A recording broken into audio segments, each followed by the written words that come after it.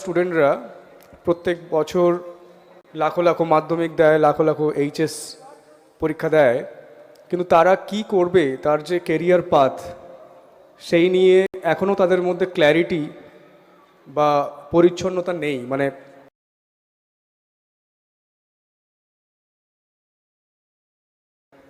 যে কি করব আমি আফটার 10 বা আফটার 12।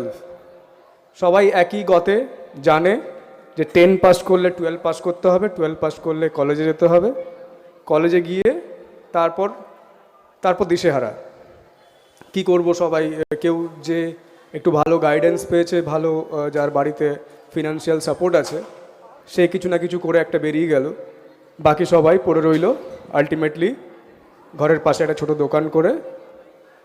এইভাবেই আমাদেরকে জীবনযাপন করতে হচ্ছে।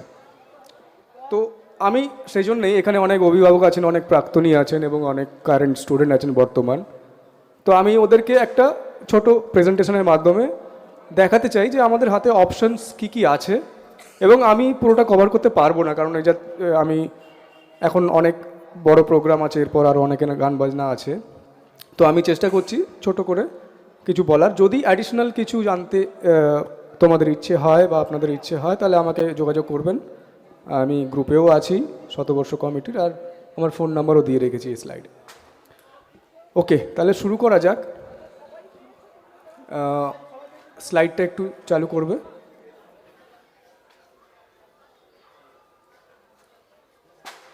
একটু পিপিটিটা অন করবে দাদা। নেক্সট। তো পারপাস আমি আগেই বললাম যে কী জন্যে আমি এই সেশনটা করি, এবং এটা আমি শুধু আজকের জন্য নয়, আমি এই স্কুলে আগেও এসেছি। ক্লাস 11, 12 এবং ক্লাস 10-এর যারা উঠেছে বা ওঠে, প্রত্যেক বছর আমি চেষ্টা করি স্কুলে একটা স্টুডেন্টদেরকে নিয়ে সেশনটা করার। সেশনের মোটো হচ্ছে যে স্টুডেন্টরা, ছাত্রছাত্রীরা যাতে নিজেরা বুঝতে পারে যে আমি ভবিষ্যতে কি হতে চাই। তার কিছু ওয়েজ আছে, কিছু প্রসেস আছে, সেই প্রসেসগুলো নিয়ে আমি বলতে চাই। নেক্সট। এখানে আমি ছোট্ট করে একটা ওভারভিউ দিয়েছি যে আমাদের যে এখন বর্তমান যে কাজের ব্যবস্থা কি কি আছে আমাদের সমাজে। তার মধ্যে এই স্লাইডে দেখতে পাচ্ছেন যে প্রথমে বিএফএসআই মানে হচ্ছে banking, financial service and insurance. আমরা জানি এখন অনেক প্রাইভেট ব্যাংক হয়েছে, এগরায় যান, প্রচুর ব্যাংক, কোনটা Canara bank, HDFC bank, LIC তো ছিলই, এসবিআই ছিল, পাঞ্জাব ন্যাশনাল ব্যাংক। তো এরকম প্রচুর ব্যাংক আছে যেগুলো সরকারি ব্যাংক ছাড়াও এখন প্রাইভেট ব্যাংক এই সেক্টরে প্রচুর কাজের সুযোগ। তাহলে ফার্স্ট যেটা হচ্ছে banking and financial services.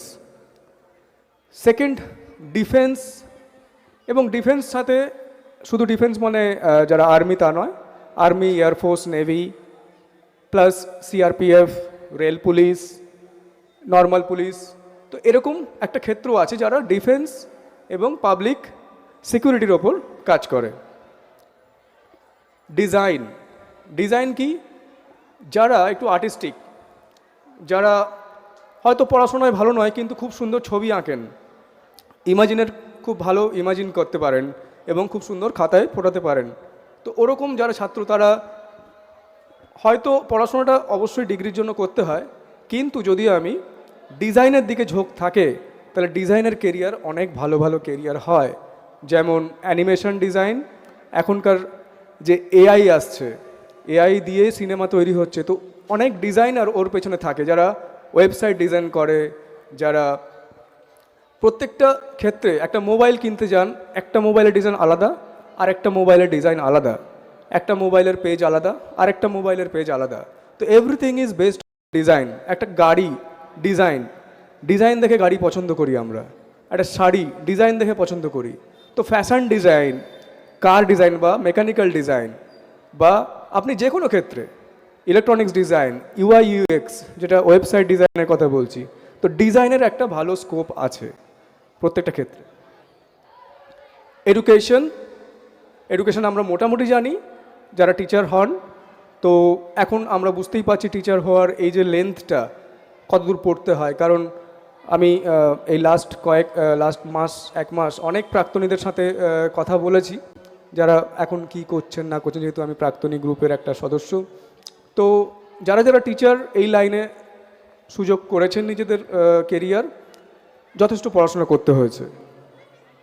BSc বা বিএ বিকম, তারপর মাস্টার্স, তারপর বিএড আরও 3 বছর, তারপর অনেকে আবার পিএইচডি, ডক্টরেট, পোস্টডক। তো দেখা গেল স্কুলের পরে আরও 12-14 বছর ধরে স্টাডি করার পর তারপর যখন এসএসসি লোকে দিচ্ছে, বছরের পর বছর পিছিয়ে যাচ্ছে ডেট, রিক্রুটমেন্ট পিছিয়ে যাচ্ছে। তো এইভাবে টিচার লাইনটা অনেকটা লেন্দি হয়ে গেছে। তাই আমাদের এখন যে ছাত্রছাত্রীরা টিচার হওয়ার স্বপ্ন দেখছে, তাদেরকে এটা ভেবে রাখতে হবে যে এই লেন্থটা কিন্তু অনেক দিন ধরে ধৈর্য ধরে পড়াশোনা করে দিতে হবে এবং অনেক দিন ধরে তোমাকে এই লাইনে লেগে থাকতে হবে যদি তুমি টিচার হতে চাও সরকারি।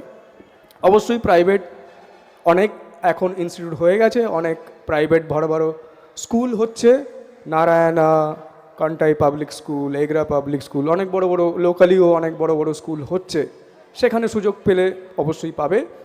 তবে অবভিয়াসলি এই মার্কেটে অনেকটা ডিমান্ড, অনেকটা কম্পিটিশন, কারণ অনেকেই পিএইচডি করে বসে আছেন, অনেকেই বিএড করে বসে আছেন।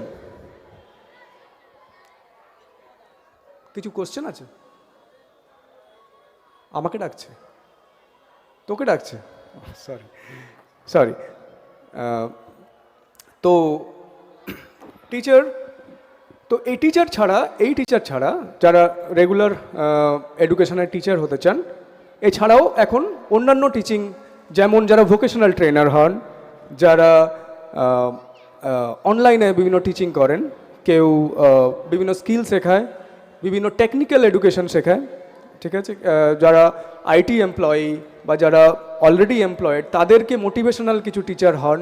তো এরকম টিচিংও হয়, যেগুলো এখন ঘরে বসেও করা যায় এবং কোনো ইনস্টিটিউটের মাধ্যমে করা যায়। এটা হলো এডুকেশন পার্ট। নেক্সট ইঞ্জিনিয়ারিং, অনেকেই জানি যে এটা একটা ট্রেন্ড ছিল আগেকার দিনে, এখনও চলে আসছে যে ভালো ছাত্র মানে হয় ইঞ্জিনিয়ারিং নইলে মেডিকেল, মানে সায়েন্স নিতে হবে, নিয়ে পারলে না পারলে ইঞ্জিনিয়ারিং বা মেডিকেল, এটাই ফার্স্ট টার্গেট থাকে। তবে এই ধারণাটা আমাদেরকে চেঞ্জ করতে হবে, কারণ ভালো ছাত্র মানেই যে সায়েন্স নিতে হবে, বা সায়েন্স না নিলে আমার সোশ্যালি বা আমি যদি একটা বাবা, আমার ছেলে সায়েন্সে পড়ছে না, তার মানে আমি একটা ডাউন হয়ে গেলাম, আমার ছেলে আর্টসে পড়ছে, এটা বলতে একটা বাবার কষ্ট হয় এই সমাজে। আমার ছেলে আর্টসে পড়ছে এটা বলতে কষ্ট হয়। আমার ছেলে সায়েন্সে পড়লে একটা বুক ফুলিয়ে, হ্যাঁ আমার ছেলে সায়েন্স নিয়েছে, কিন্তু সায়েন্স নিয়ে ছেলেটা ফেল করলো। আমি নিজের চোখে দেখেছি, আমার পরিবারেরই একজন আছে সায়েন্স, ও ছোটোবেলা থেকে খুব ভালো আর্টিস্ট, খুব ভালো মডেলিং করে, মডেল বানায় সুন্দর সুন্দর, এবং ওগুলো দেখে সবারই ভালো লাগবে, তার যে কালার কম্বিনেশন, তার যে ডিজাইন, ও আর্টিস্ট। ও মনে হলো যে ওর বাবা যে ওকে সায়েন্স পড়াতে হবে, কারণ ওকে হয় কোনো মেডিকেল লাইনে বা কোনো ফার্মাসিউটিক্যাল লাইনে দিতে হবে, ওখানে ভালো চাকরি আছে, তাই ওনাকে পুশ করা হলো, এইচএসে ফেল করলো।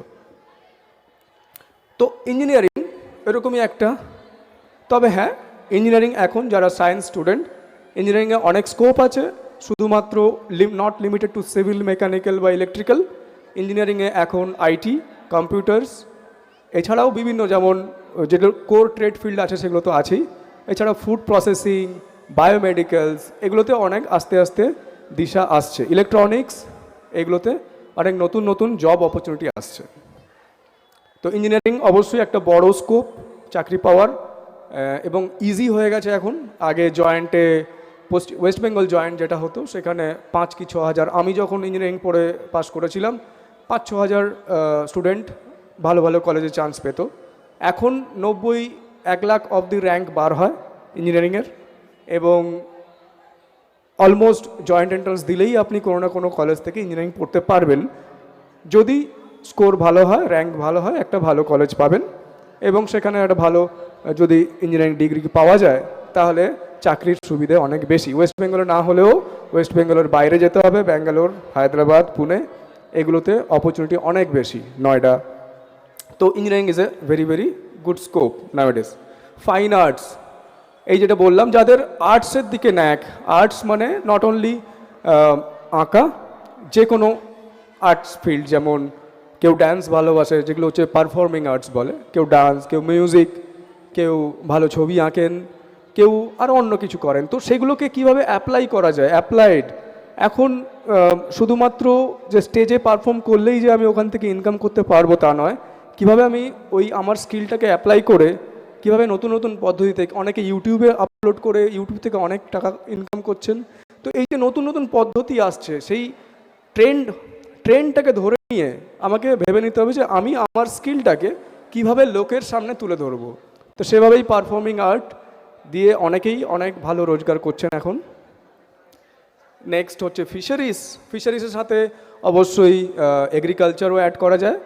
যেমন অনেকে মাছ চাষ করছেন, ছোট ছোট এই কাঁথির দিকে, ওইদিকে গেলেই দেখতে পাওয়া যায় সব মাঠে এখন চিংড়ির চাষ হচ্ছে। তো এরকমভাবেই ফিশারিজ ট্রেনিং নিয়ে নিজস্ব ব্যবসা করা যায়, এবং ফিশারিজের গভর্নমেন্টেরও অনেক জব থাকে। জেনারেল লাইনে বলার কিছু নেই, যারা বিএসসি এমএসসি এভাবে করে, তারপরে গ্র্যাজুয়েশন হলে বিভিন্ন জায়গায় অ্যাপ্লাই করা যায়, বিভিন্ন ফার্মে বিভিন্ন স্কোপ আছে। কেউ এজেন্ট হচ্ছে, রিয়েল এস্টেট এজেন্ট, কেউ মার্কেটিং ম্যানেজার হচ্ছে, কেউ বিভিন্ন ছোটোখাটো মলে কাজ করছে। তো এটা সবাই এভাবে জেনারেল লাইনে যেতে পারে। গভর্নমেন্ট জবস আমরা জানি, মোটামুটি রেলওয়ে, ব্যাংক, অন্যান্য গভর্নমেন্ট জব, WBCS, তো আর ন্যাশনাল যেগুলো হয়, ন্যাশনাল লেভেলের যে গভর্নমেন্ট জবগুলো হয়, তো সেগুলোতে আমরা যেতে পারি। হেলথ অ্যান্ড ওয়েলনেসে নট অনলি ডাক্তার খুব কম সংখ্যকই হয় প্রত্যেক বছর মেডিকেল সিট ওয়েস্ট বেঙ্গলে হয়তো সব মিলিয়ে 1000 কি 1500 এরকম সিট হয় সরকারি। বেসরকারিতে প্রচণ্ড খরচ। বেসরকারি ডাক্তার হতে গেলে আপনার মিনিমাম 20 থেকে 30 লক্ষ টাকা খরচ আছে, আরও বেশি, বই কম নয়। তো বেসরকারি ডাক্তার হওয়ার ইচ্ছে আমাদের, বা এইখানকার এই এলাকার মানুষ বেসরকারি জায়গায় ডাক্তারি হব, এই একটা অ্যাম্বিসিয়াস ব্যাপার হয়ে যায়। তাই ডক্টর ছাড়াও এই মেডিকেল লাইনে যারা আমরা ধরুন জয়েন্ট এন্ট্রান্স বা নিট ক্র্যাক করতে পারলাম না, সেই ছাড়া কি মেডিকেল লাইনে যাদের ইন্টারেস্ট আছে তারা কি করতে পারে? তারা অনেক কিছুই করতে পারে। যেমন আপনারা যারা চোখের অপটোমেট্রি করে, চোখ দেখে পাওয়ার দেয়, তো ওখানেও অনেক স্কোপ আছে। দাঁতের যারা ডেন্টিস্ট হয় তারা তো আছেই, ইভেন ডেন্টিস্ট যে সার্জন হয় তাদেরকে হেল্প করার জন্য অপারেশনাল থিয়েটারে অনেক অ্যাসিস্ট্যান্ট লাগে। তারপর আপনার যারা ফিজিওথেরাপি করে, ফিজিওথেরাপি একটা হয়। যারা অপারেশনাল থিয়েটারেও অনেক রকম থাকে, কিছু টুলসের, যারা ধরুন ইসিজি করে তার একটা আলাদা, যারা এক্সরে করে তার একটা আলাদা ট্রেনিং হয়, যারা ইউএসজি করে তার একটা আলাদা ট্রেনিং হয়। তো প্রত্যেকটা লাইনের আলাদা আলাদা ট্রেনিং আছে। তো ক্লাস 12-এর পরে এইসব 1 বছরের বা 2 বছরের ডিপ্লোমা করে আমরা খুব সহজেই ওই চাকরিগুলোতে পেতে পারি। আমাদেরকে গ্র্যাজুয়েশনও করার দরকার নেই, আমরা 12-এর পর 1-2 বছর কোর্স করব আর চাকরি পাবো। সেই চাকরিটা আমি লোকালেও পেতে পারি, কলকাতায়ও পেতে পারি, এবং রাজ্যের বাইরে অন্য কোনো রাজ্যে পেতে পারি। তো এই স্কিলগুলো আমাদের ভাবতে হবে যে কোন স্কিলে খুব তাড়াতাড়ি আমি চাকরি পেতে পারি। কারণ মেডিকেল ফিল্ড সবসময় চলবে, মেডিকেল ফিল্ডের মানুষ অসুস্থ হবে, মানুষ জন্ম হলেই অসুস্থ হবে, এবং মেডিকেল ফিল্ডে কখনো ডিমান্ড কমবে না। নেক্সট, হসপিটালিটি অ্যান্ড ট্যুরিজম, এটা একটা খুব ভালো জিনিস। হোটেল ম্যানেজমেন্ট, আমাদের সময় আমরা যখন এইচএস পাস করি, এই হোটেল ম্যানেজমেন্ট তখন ওই জিনিসটা একটা নতুন মানে সবাই হোটেল ম্যানেজমেন্ট, তুই হোটেল ম্যানেজমেন্ট নিবি, কী ব্যাপার, মানে একটা বাজে জিনিস, হোটেলে যাবি তুই, হোটেলে কাজ করবি। কিন্তু এখন এই ট্রেন্ডটা আস্তে আস্তে কমে গেছে, কারণ হোটেল অ্যান্ড হসপিটালিটিতে অনেক বেশি স্কোপ আছে। বড় বড় হোটেল ইন্ডাস্ট্রি, যেমন ম্যারিয়েট বলুন, তাজ হোটেল, এগুলোর 5 স্টার হোটেল, যেখানে আপনি যদি একদিনের জন্য বুকিং করেন 12 থেকে 14 হাজার টাকা হয়তো। আর এখন যেহেতু মানুষ ঘুরতে যাওয়ার অনেক শখ হয়েছে, মানুষ এখন আর ছোটোখাটো হোটেলে গিয়ে থাকে না, এখন ভালো ভালো লাক্সারি হোটেলে গিয়ে থাকে। মানুষ একটু লাক্সারির জন্য খরচা করছে, সেহেতু কলকাতায় বা আমাদের ওয়েস্ট বেঙ্গলে যত বড় বড় হোটেল চেইন আছে, তাজ বলুন, ম্যারিয়েট বলুন, ওয়েস্টিন বলুন, এই যে বড় বড় হোটেলের চেন, ওগুলোতে সবসময় ফুল, এত বড় বড় হোটেল যেখানে প্রত্যেক দিনের জন্য 12,000 14,000 টাকার বুকিং লাগে, সেখানেও ফুল ওদের ক্যাপাসিটি। প্রত্যেক দিন আপনাকে যদি থাকতে হয় 1 মাস আগে থেকে বুকিং করতে হবে। তো ওই চাহিদাটার জন্যে ওখানে কিন্তু এমপ্লয়মেন্ট স্কোপ অনেক। এবং এবারে বেঙ্গল যে বিজনেস সামিট হচ্ছে, আমি পেপারে দেখছিলাম যে আইটিসি গ্রুপ এবং তাজ গ্রুপ এরা অনেক বেশি ইনভেস্টমেন্ট নিয়ে আসছে, আরও নতুন নতুন হোটেল করবে। তার মানে হোটেল ইন্ডাস্ট্রিতে আমাদের জবের স্কোপ আছে। তাহলে আমাদের ওই লাইনে আমরা যেতে পারি। প্লাস দীঘা আমাদের সবচেয়ে কাছে, ট্যুরিজম ওখানে একটা খুব বড় জায়গা, ওখানেও ভালো ভালো হোটেল আছে।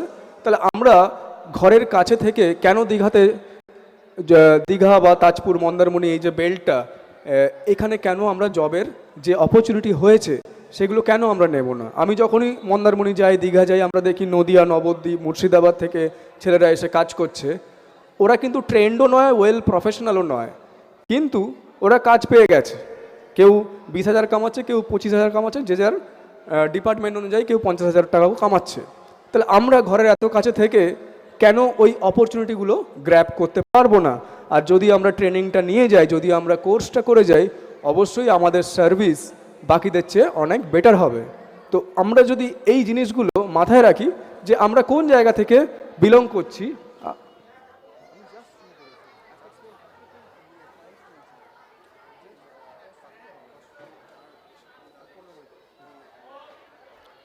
তো এই জিনিসটা দেখতে হবে যে আমরা কোন এলাকায় বিলং করছি এবং আমাদের আশেপাশে স্কোপ কি।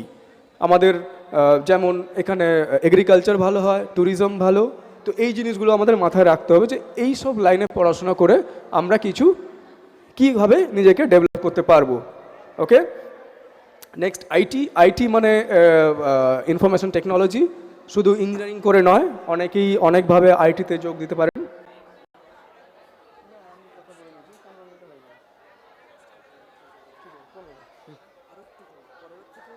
আচ্ছা,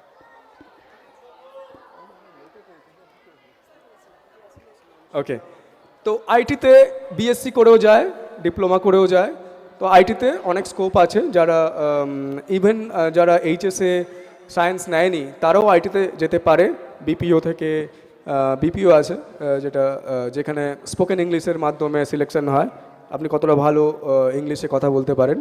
তো বা ফরেন ল্যাঙ্গুয়েজ কোনো কিছু জানা থাকলে সেখানে আইটিতে কাজ পাওয়া যায়। তো এভাবে আইটিতে ঢোকা যায়। Next is language. ল্যাঙ্গুয়েজ মানে বিভিন্ন ল্যাঙ্গুয়েজ যদি আমার দক্ষতা থাকে, কেউ English is most popular foreign language, মানে লোকালি বা দেশে বা বিদেশে ইংলিশ জানলে মোটামুটি কাজ চলে যায়।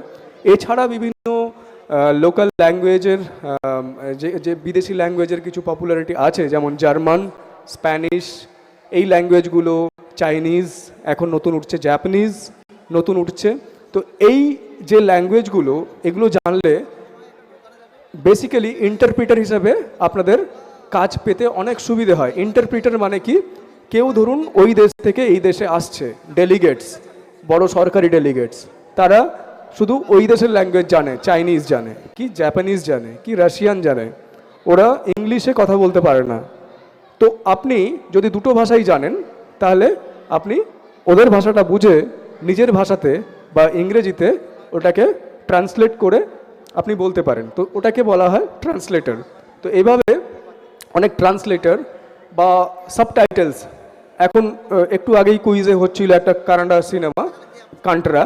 তো কানাডা সিনেমা আমরা দেখি, আমরা এখন সব ধরনের সিনেমা দেখি, তার নিচে একটা সাবটাইটেলস দেওয়া থাকে, তাই তো, ইংলিশে লেখা থাকে, নইলে আমরা বুঝতেই পারবো না। এই যে পুষ্পা 2 নতুন সিনেমা, আগে ওগুলো শুধু ওদের ল্যাঙ্গুয়েজে তেলেগুতে বেরোতো, এখন হিন্দিতে বেরোচ্ছে, ঠিক আছে, কিন্তু অনেক সময় অনেকে তেলেগু সিনেমা দেখে ফেলেন নিচে সাবটাইটেলস দেখে।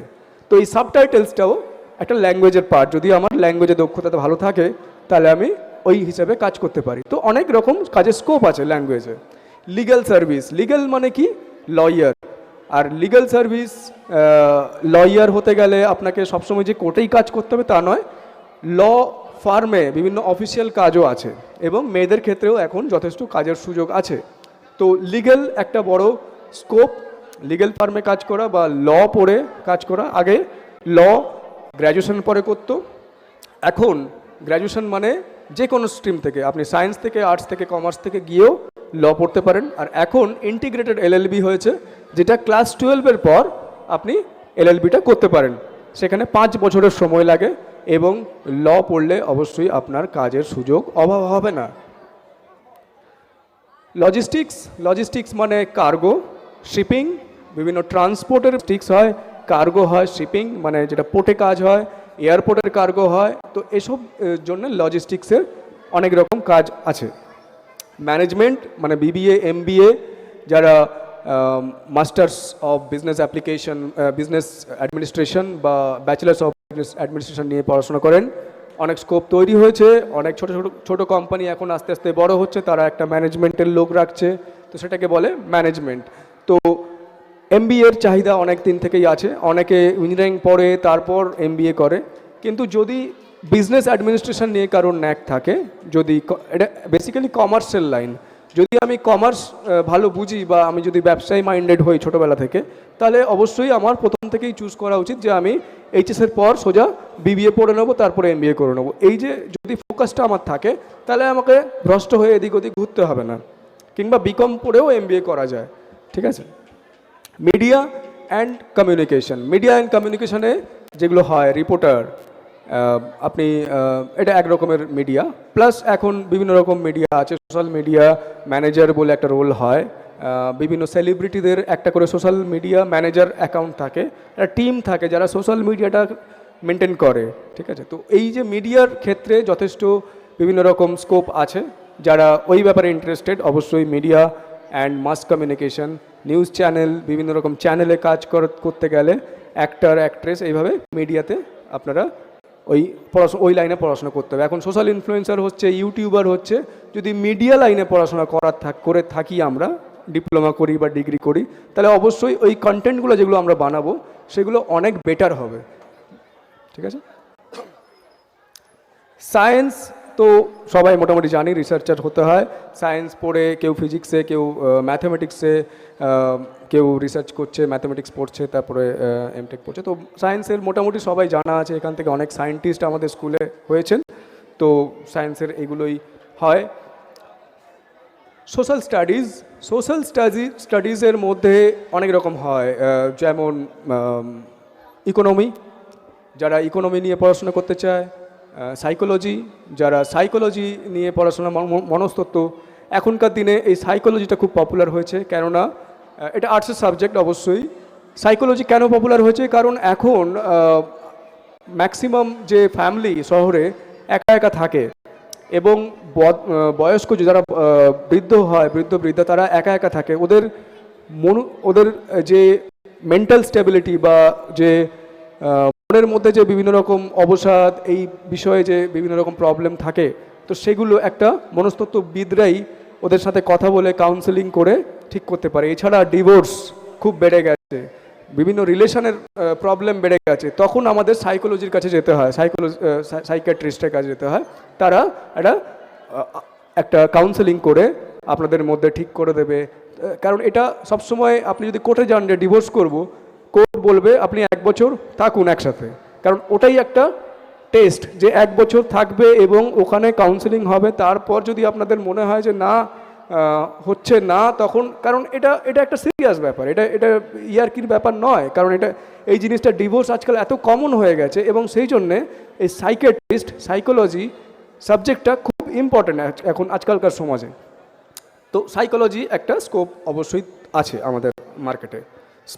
যারা স্পোর্টস এনথুসিয়াস্ট, হ্যাঁ, খুব কম সংখ্যক লোকেরাই হয়তো ইন্ডিয়া টিমে বা রঞ্জিতে খেলতে পারবে, কিন্তু যদি আমি স্পোর্টসে আমার ন্যাক থাকে, আমি যদি স্পোর্টস খুব ভালো অ্যাথলিট হই বা ভালো ক্রিকেট খেলি, বিভিন্ন স্পোর্টস কোটায় বিভিন্ন জবে চান্স হয়, এবং স্পোর্টসের মাধ্যমে আমি যদি ফিজিক্যাল ট্রেনার হয়ে যাই, আমি যদি কোচ হয়ে যাই, তাহলে সেখান থেকে একটা ফিক্স ইনকাম আসে। এছাড়া ডিফেন্সের জন্যে স্পোর্টস আপনার খুবই, যদি আপনি মিলিটারিতে যান, অবশ্যই আপনার স্পোর্টস কাজে লাগবে। তাই স্পোর্টস যারা ভালোবাসে আউটডোর গেমস, তাদেরকে ওই লাইনে একটু উদ্বুদ্ধ করতে হবে, যাতে ওইটার বেস করে কিছু একটা করে নিতে পারে। ঠিক আছে। স্পোর্টস ম্যানেজমেন্ট বলে একটা সাবজেক্ট তৈরি হয়েছে এখন, যেখানে বড় বড় স্পোর্টিং ইভেন্ট, সেইগুলো নিয়ে একটা কোর্স হয়। যেমন আইপিএল বলুন, আইপিএল ম্যানেজ করতে অনেক অনেক লোকজন লাগে, তো সেখানে একটা ওদেরকে ম্যানেজমেন্টের একটা টিম থাকে, তো এটাকে স্পোর্টস ম্যানেজমেন্ট বলে। আর ভোকেশনালটা খুব ইম্পর্ট্যান্ট। গতকাল আমাদের এখানে এগরা কলেজের অধ্যক্ষ এসেছিলেন, উনি একটা খুব সুন্দর কথা বলেছিলেন, আমার সেটা মনে আছে, যে এখন যে এগরা কলেজ বলুন, কাঁথি লোকাল যে কলেজগুলো আছে, এখানে যে স্টুডেন্টরা পড়ছে তার 99% স্টুডেন্টরাই জানে না যে ওরা কি করবে কলেজ পাশে, ওরা কেন পড়ছে জানে না। আর ভোকেশনাল এই সাবজেক্ট হচ্ছে গিয়ে কর্মভিত্তিক, মানে আমি একটা স্কিল ভিত্তিক একটা কিছু স্কিল শিখে নেব, একটা সেই স্কিল শিখে, যেমন ধরুন বাইক সারানো, মেকানিক্যাল, ঠিক আছে, কেউ সাইকেল সারানো শিখলো, কেউ এসি রিপেয়ারিং, ফ্রিজ রিপেয়ারিং, কেউ মোবাইল রিপেয়ারিং শিখলো। তো এই যে ভোকেশনাল কোর্সগুলো 6 মাসের 1 বছরের ফ্রিতে অনেক কোর্স হচ্ছে এখন। ওয়েস্ট বেঙ্গল গভর্নমেন্টের ফ্রি কোর্স আছে, উৎকর্ষ বাংলা বলে একটা স্কিম আছে, আর সেন্ট্রাল গভর্নমেন্টের একটা কোর্স আছে PMKYV, প্রধানমন্ত্রী কৌশল বিকাশ যোজনা। তো এই স্কিমগুলোর মাধ্যমে ফ্রিতে বিভিন্ন স্কিল 6 মাসের 1 বছরের একটা করে সার্টিফিকেট হয়, সেখানে আপনারা স্কিল শিখে নিলেন, এই স্কিলটা দিয়ে আপনি দোকান করতে পারেন। আমি বলতে পারি কলকাতায় ইলেকট্রিশিয়ান এবং প্লাম্বার এদেরকে ফোন করে করে পাওয়া যায় না, কেননা নেই, ওদের সারাদিন এত কাজ, সকাল থেকে রাত অবধি ওরা কাজে ব্যস্ত, আর প্রত্যেক দিন কিছু না হলে 2000 টাকা কামায়, ওরা 2 থেকে 3000 টাকা কামায়। কি করে?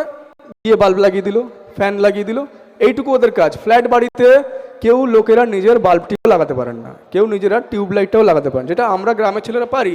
কিন্তু কলকাতায় ইলেকট্রিশিয়ান, প্লাম্বার, মানে যারা এই বাথরুমের কল একটা খারাপ হয়ে গেছে, একটা ইভেন বাথরুমটা ময়লা হয়ে গেছে, সেটাও নিজেরা করে না, ঠিক আছে। তো এই জিনিসগুলো, একটা জ্যাম হয়ে গেছে জল, তো প্লাম্বার, ইলেকট্রিশিয়ান এবং এসি সার্ভিসিং, এগুলোর জন্য একটা কোম্পানি বেরিয়ে গেছে, আরবান কোম্পানি, ঠিক আছে। তো এইগুলো খেয়াল রাখতে হবে যে এই ভোকেশনাল কোর্সগুলো পড়ে যেগুলো ফ্রিতে আমরা পেয়ে যাচ্ছি, ইভেন আমাদের কলেজেও, আমাদের স্কুলেও আছে কম্পিউটার অ্যাপ্লিকেশনের ভোকেশনাল কোর্স, এবং বাইক রিপেয়ারিংয়ের, এগুলো ফ্রিতে। আর এগুলোর কোনো বয়স সীমা নেই, আপনারা স্কুলে যদি নাও পড়েন, স্কুলের বাইরে থেকেও এসে স্কুলে এই কোর্সগুলো করতে পারেন ফ্রিতে। তো সেগুলো করে যদি আমি একটা কাজের কিছু স্কোপ পেয়ে যাই, তাহলে কেন আমি বেকার বাড়িতে বসে থাকবো, ঠিক আছে। আমি বেশি লেন্দি করব না, কারণ আমি স্টেজটা অনেক দেরিতে পেয়েছি, অথচ আমার টাইম একটু বেশি লাগার কথা, আর আমি 5টা মিনিট নেব, একটু স্লাইডটা নেক্সট করবে। তো আমি এতগুলো কেরিয়ারের কথা বললাম, কিন্তু সবাই তো সমান হয় না, সবাই তো আর সব দিকে যেতে পারবে না। চুজ করতে হবে যে অ্যাজ এ স্টুডেন্ট আমার জন্য কোনটা ভালো। আমাকে অনেক স্টুডেন্ট, আমি এই যেহেতু আমি বললাম যে আমি অনেক স্কুলে এই এরকম সেশন দিই, তো আমাকে স্টুডেন্ট জিজ্ঞেস, স্যার আমি কী নেব, স্যার আমি কি পড়বো, স্যার আমি এইচএসে ফার্স্ট ডিভিশন পেয়েছি, আমি কি নেব। দেখো, ফার্স্ট ডিভিশন তুমি পেয়েছো, সেটা তুমি একটা সাবজেক্ট পেয়েছো, কিন্তু তোমার কাছে আরও কিছু ফ্যাক্টর দেখতে হবে যে তুমি কি নেবে, তোমার লাইফে কি নেওয়া উচিত। সেটা কিন্তু শুধু রেজাল্টের ওপর ডিপেন্ড করে না, বা আমার বন্ধু যদি সায়েন্সে গ্র্যাজুয়েট, সায়েন্স বিএসসি নিচ্ছে, আমাকেও বিএসসি নিতে হবে তা কিন্তু নয়। বন্ধু যা করছে সেটা আমায় করতে হবে তা নয়। কিছু ফ্যাক্টরস আছে, সেই ফ্যাক্টরসগুলো নিয়ে বলবো আমি। তো কেরিয়ারের জন্য 7টা ফ্যাক্টর আমাদেরকে হ্যালো 7টা ফ্যাক্টর। প্রথম হচ্ছে স্কিল, মানে যেটা আমি নাম্বার পাচ্ছি বা আমি যে কাজটা জানি, ঠিক আছে। নেক্সট হচ্ছে অ্যাপটিটিউডস মানে হচ্ছে গিয়ে কিছু স্বাভাবিক প্রতিক্রিয়া, স্বাভাবিক, যেটা আমি, কিছু জন দেখবেন খুব ভালো হাতের কাজ জানে, কেউ সুন্দর এঁকে দিল, কেউ সুন্দর একটা কাঠের সুন্দর বাক্স তৈরি করে দিল, সেই যে স্কিলগুলো, কেউ খুব ভালো ড্রাইভিং করে, এগুলো কিন্তু নিজেদের ভেতর থেকে আসে, এগুলোকে কেউ শেখাতে হয় না। কারণ দুটো ছেলেকে আপনি ড্রাইভিং শেখাচ্ছেন, একটা ছেলে দেখবেন খুব তাড়াতাড়ি ড্রাইভিং করতে শিখে গেল, আর একটা ছেলে অত দেরি হচ্ছে। তো এই যে ব্যাপারগুলো, এটা কিন্তু ভেতরের স্কিল। তো এই অ্যাপটিটিউড ডিপেন্ড করে। ইন্টারেস্ট আর পার্সোনালিটি, এই দুটো নিয়ে আরেকটা স্লাইড আছে আমার, আমি বলছি। তো ইন্টারেস্ট এবং পার্সোনালিটি এই দুটো খুব ইম্পর্ট্যান্ট, যে একটা ছেলে কী ধরনের ক্যারিয়ার চুজ করা উচিত এবং কোন দিকে এগোনো উচিত। এছাড়া অবশ্যই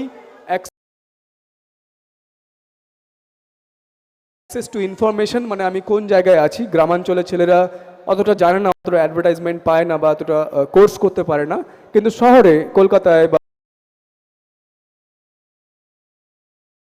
অন্যান্য শহরে বিভিন্ন রকম কোর্স আছে, বিভিন্ন রকম ইনস্টিটিউট আছে যারা